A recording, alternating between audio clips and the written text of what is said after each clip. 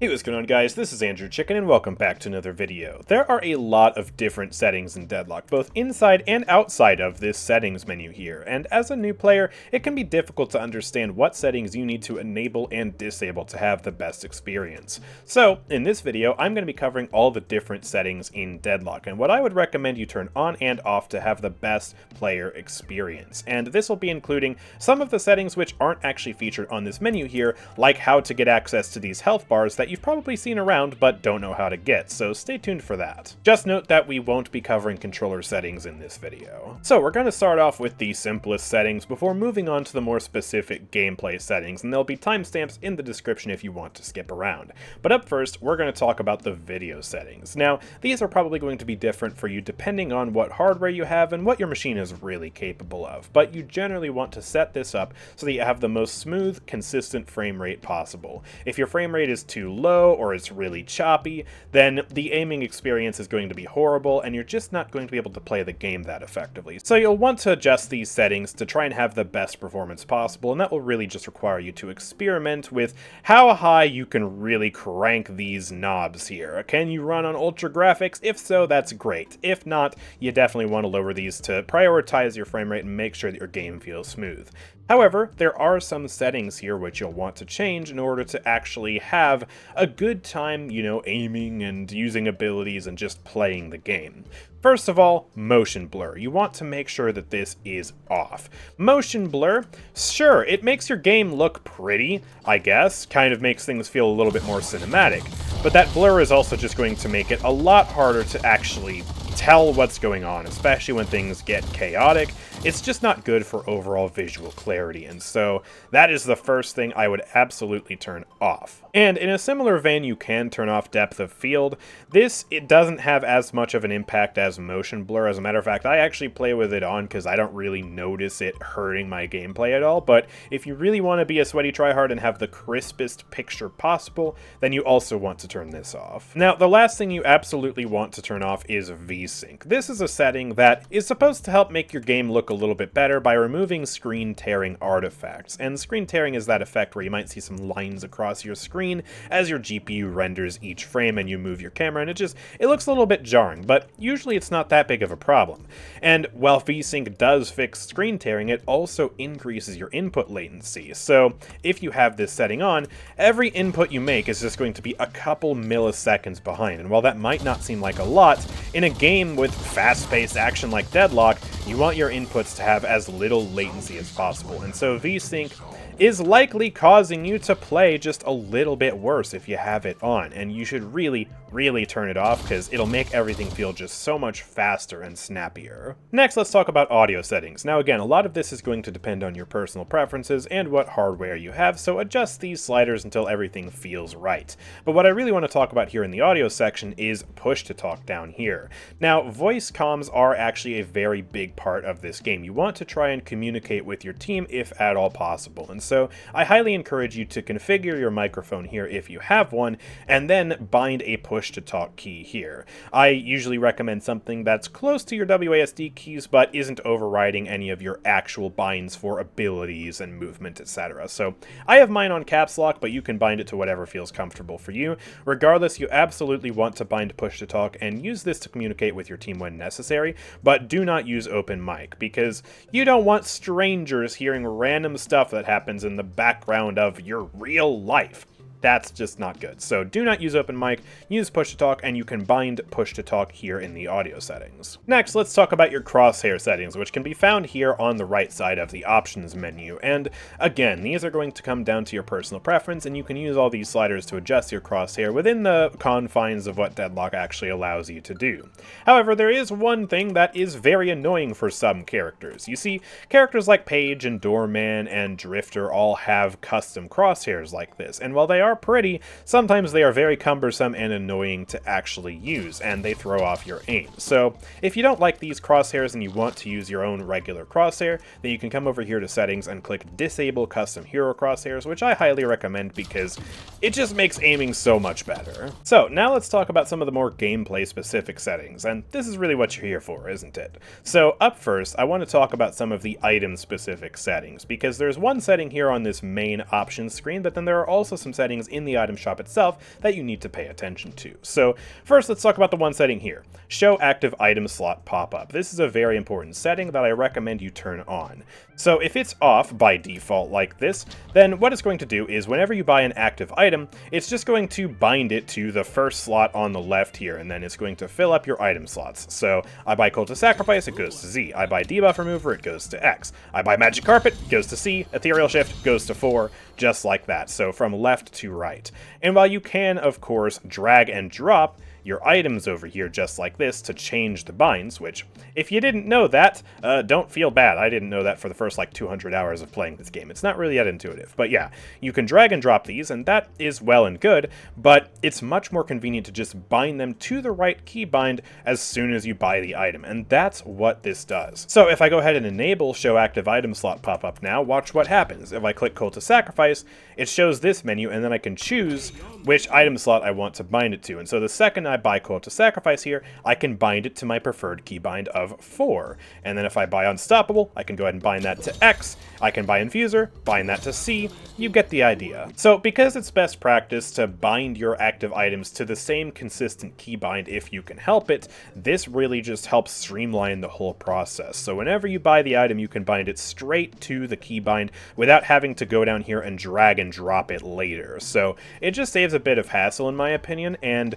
it really helps you obtain that muscle memory with your active items if you bind it to the same key consistently. So this is really just a helpful setting. You should absolutely turn it on. Now the next two settings are actually right here in the item shop. So if we go ahead and click Quick Buy up here, you can see these two additional settings: Auto Queue Selected Build at Game Start and Auto Buy Items when within range of shop. This second option I would absolutely recommend turning on. It allows you to basically automatically buy any queued items when you're within range of the shop. So if you right click an item like Extra Spirit here, it goes into your Quick Buy queue, and then as soon as you go next to a shop, it automatically buys that for you, and it saves you a lot of hassle. You don't have to press any buttons, you don't have to open up the shop menu, and it allows you to get back into combat quicker. However, this first option here, Auto Queue Selected Build at Game Start, I would never ever turn this on. And the reason for that is, well, first of all, a lot of builds simply aren't tailored for this setting. Basically what this will do is when you turn it on, it'll add all the items in your build from left to right to the Quick Buy queue over here, excluding these optional categories, which these are usually pretty big parts of the build. Like if I were to auto queue my selected build here, it would skip my entire late game category over here, so that's not very good. However, the second very, very big reason why I would not turn this on is because, well, it'll actually really hinder you when you go to buy situational items. Because when you go up to the shop, it's going to prompt you to buy whatever item is queued up in your build. And if you do pair it with this second setting here, auto buy items when within range of shop, it's just going to automatically buy your entire build as it's queued. And then if you want to go and buy a situational item, you're going to have to open up the shop and then sell whatever it just bought, or tell it to not buy whatever it had queued, and then click your situational item and buy that, and it just adds so much extra hassle. And on top of that, it's also just not great for learning the game, because if you actually have to click on each individual item manually, you'll become much more intimately aware of what each item is doing in your build, and it'll help you to learn the item shop better. So you should never turn this setting on. It's just not a good idea. I would not recommend it. And by the way, if you're enjoying this video and you found it to be helpful so far, then I'd really appreciate it if you would drop a like on this video and subscribe so you don't miss out on any future videos like this from me. I make a ton of gameplay videos, but also gameplay guides here on the channel, just like this one, and well, I'd hate for you to miss out. But anyways, back to the video. Next, let's talk about your keybinds. So there's actually a lot to discuss here, and there's a lot of settings that I bet you probably didn't know about here in this section. So first of all, you can actually have hero-specific hotkeys. If you didn't know, you can click this button right here, and then all of a sudden you can change up your binds for any character. And this is great if you prefer to have one character's ability on a different button, but you don't want to change that button for absolutely everybody. So this is really great. I would recommend you turn this on. It makes things just a whole lot more convenient and allows you to personalize each character. Next, let's talk about your casting options. So if you didn't know, you can actually change the way that you cast your abilities. So for example here on 7, if I go ahead and change static charge back to the ability default, then you'll see that the normal way static charge works is you press the button and then it kind of opens up this little thing here where you get to see the range of the ability, and he kind of just holds it in his hand, and then you have to left click on the enemy to actually cast the static charge just like this. And for me, that's just too many button presses. I don't like it, and I'm sure a lot of people don't really like doing that either. And you can actually change that for a whole lot of different abilities in the game. So if you want to, for example, instantly cast it and not have to kind of hold it in your hand and then left click on the Abrams, right?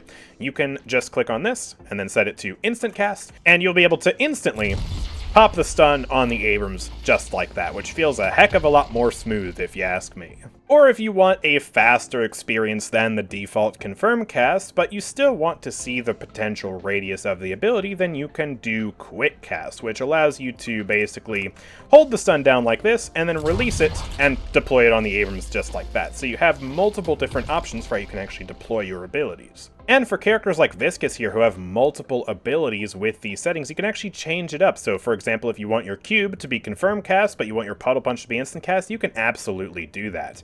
And you can also even change the alternate cast mode, because some abilities have alternate casts. For Viscous, I can put the cube on an ally, or I can put the cube on myself, and you can actually change how you cast it on yourself. So for me, I like to have my alt cast on press and hold, and there are actually press and hold options, although it seems like the UI here is a bit glitchy, so you might have to actually just change your quick cast options real quick like that to get this bar to show up. But then this bar will allow you to change the hold time required for your alternate cast, and so this can make it faster or slower to actually cast the cube on yourself, just like this, and it is a very nice setting to know about. If you don't want to press and hold, you can also quickly double tap on the ability button, or you can set a dedicated alternate cast bind to cast things on yourself with a whole different button. This alternate cast mode will also apply to all of your items, and you can also change your quick cast options for items too by scrolling down here, and you can set it to instant cast, confirm cast, quick cast, or the item default, which is very nice. So all of these will depend on your personal preference, but as a new player, you might not even know that these settings exist, and so it's very important to actually know about these and experiment with them so you can find the most fluid setup that works for you. Now, there is one more ability setting that you need to know about, but it's not actually on the Keybinds menu here. So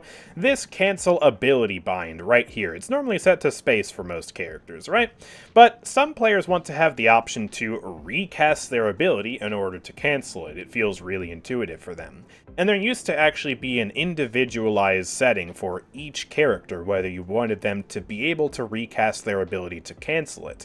Unfortunately, that's not a thing anymore. It's now a global setting in the options menu over here. It's actually right here under the game settings. Allow canceling abilities with the ability key. So I can turn this on, and then as Viscous, I can cancel my cube by just recasting the ability. And I can do the same thing for the goo ball, just like that. And so for some characters and for some players, this will feel very, very intuitive.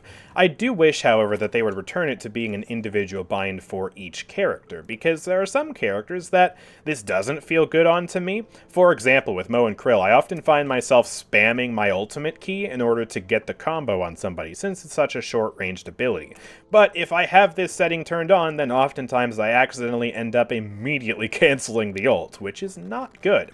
But then for a character like Kelvin, who has a lot of abilities that can be cancelled, it feels really good to be able to cancel them with the ability key. So yeah, some people like this setting, some people don't, and some people will even find themselves turning it on and off depending on the character that they're playing. And honestly, I really hope that they add this back to the Keybinds section over here, and if they do add it to the Keybinds section by the time you're watching this video, then hooray! Yay! This is awesome! But in the meantime, yeah, you have to go over here to the games section in order to actually enable this. And while we're here, you can also toggle zoom and invert your mouse if you prefer using that. Next, let's talk about the chat wheel. This is where you can customize what voice lines your character is actually capable of saying within a match. And normally, you use the chat wheel by holding down middle click, which is your ping button, and then you can just hover over any of these and say, like, yes, for example. So you can actually change these voice lines by coming over here to the chat wheel section of your settings, clicking on one of these and then clicking on one of your wheel options. So this is what my chat wheel looks like, and I do have a couple of important things here.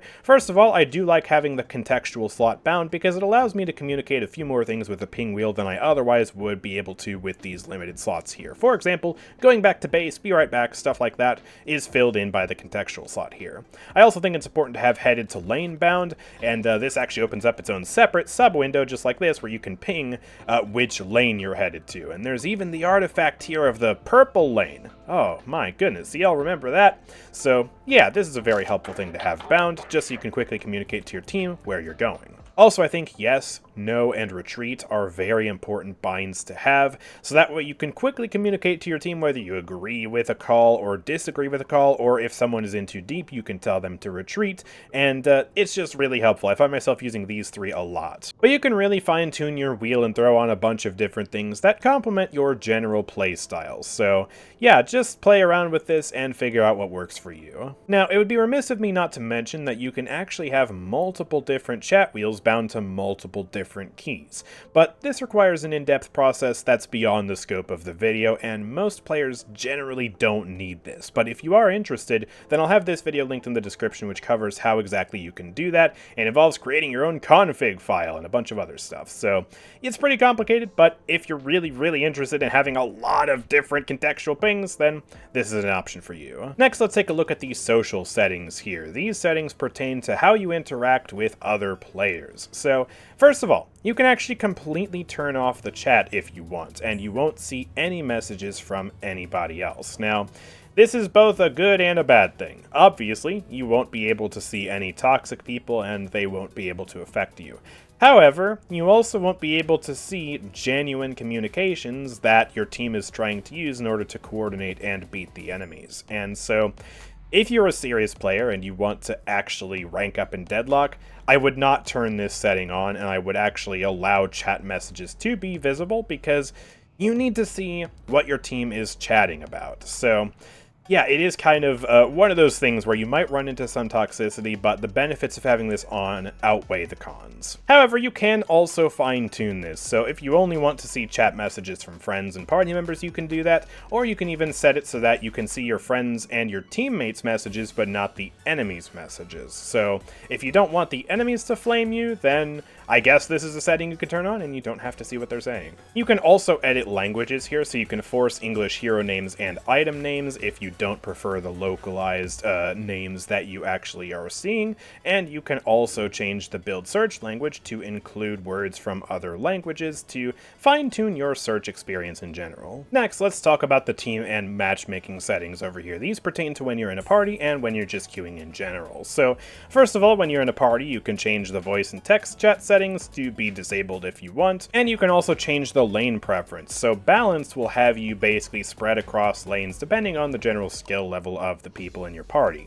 But if you want, you can have the game try its best to match you and your party members together in the same lane. So it'll prioritize keeping your party together, but the matchmaking might be a little wonky as a result. So this can be fun if you want to play with a friend and both be on the same lane, and I would recommend turning it on generally for a fun time. And then extra competitive over here is a setting that you can toggle to prefer to play with others who are looking for higher levels of coordination, communication, and competitiveness. The matchmaking algorithm will try and match you with other people who have this toggle turned on, and so if you want sweatier matches, you can turn this on, but it's not required that you turn this on to actually participate in Deadlock's ranked system. Speaking of ranked, you actually have a rank. Yes, you, right now, you have a rank. If you go over to your profile up here on the top right, and then click on skill rating, you can see your rank right here, and you can actually see the rank of your matches in general that you're playing in by turning these settings on right here under skill rating on the first options page here. So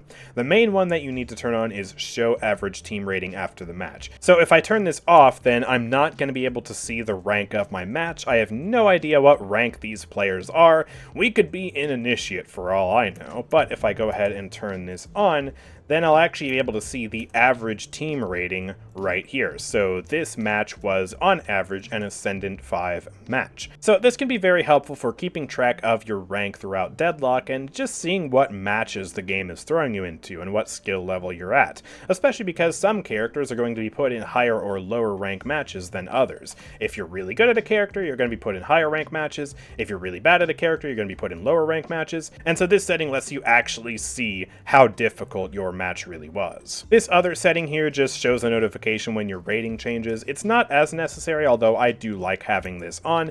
You can also just see your rank by going over here to skill rating, and so it's not the end of the world if you have this off, but I do highly recommend turning the show average team rating after the match on, just because it makes things a whole lot clearer and shows the real difficulty of your matches. Finally, let's talk about how you can get these health bars up here. These are not modded in. These are actually health bars that you can use right now just by typing in a console command into your launch settings, which I know sounds scary, but it's really not that big of a deal. These are basically Deadlock's experimental new health bars, which look much more stylized, and yeah, they are pretty nice to use.